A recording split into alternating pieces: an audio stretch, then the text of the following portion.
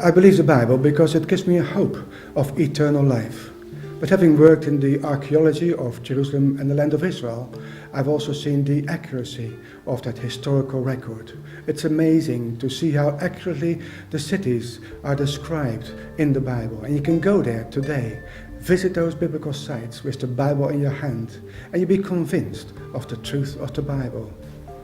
For 20 years, I've lived in the land of Israel. Most of the time, however, I worked in Jerusalem as an archaeological architect on all of the major excavations that took place there. And it gave me a complete picture of the city, of not only the Temple Mount, but to the south of it was the city of David, with the Siloam pool.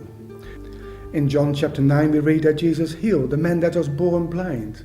He spat on the ground, made a bit of paste with the mud and put it on the man's eyes, and he said to him, "Go and wash in the pool of Siloam."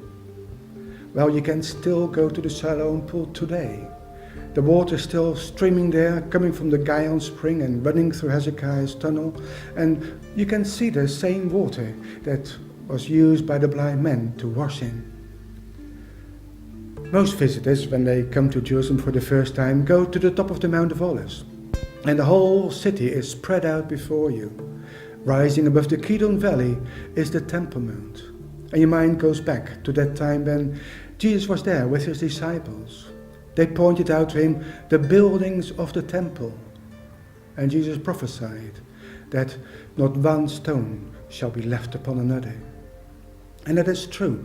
Not one stone is left standing upon each other on the Temple Mount itself. They're all thrown down by the Romans, and you can still see them lying down on the street below the Western Wall. You can climb over those stones and touch them, but you must realize that you're touching the fulfillment of a prophecy that came to pass.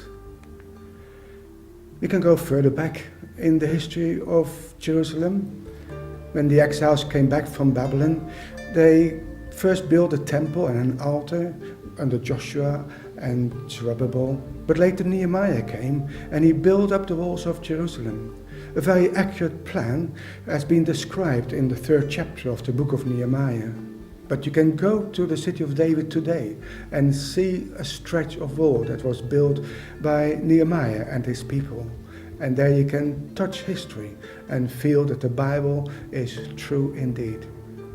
In the Jewish quarter excavations, a massive Israelite tower was excavated, which I was able to identify later on as the Middle Gate, which is mentioned in Jeremiah chapter 39. But during the excavations, a most interesting find was made, because on the outside, on a 4-inch thick layer of soot and burned stones, 4 arrowheads were found. 3 were made of iron and 1 of bronze. The iron ones belonged to the Israelite army, and the bronze one to the Babylonian army. It's a very telling testimony of that battle that took place and the destruction of Jerusalem. Abraham was called by God to take his son, his only son Isaac, and bring him there for an offering upon one of the mountains, which I will tell you of. There was Mount Moriah, which is buried under the Temple Mount, although the top can still be seen inside the Dome of the Rock. Abram didn't have to sacrifice his son Isaac, but God sacrificed his own son.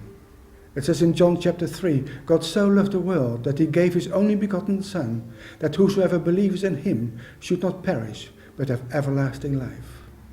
The Bible is both a history book, a very accurate one for that, but it's also a book of hope to give us everlasting life. And that is why I believe and love the Bible.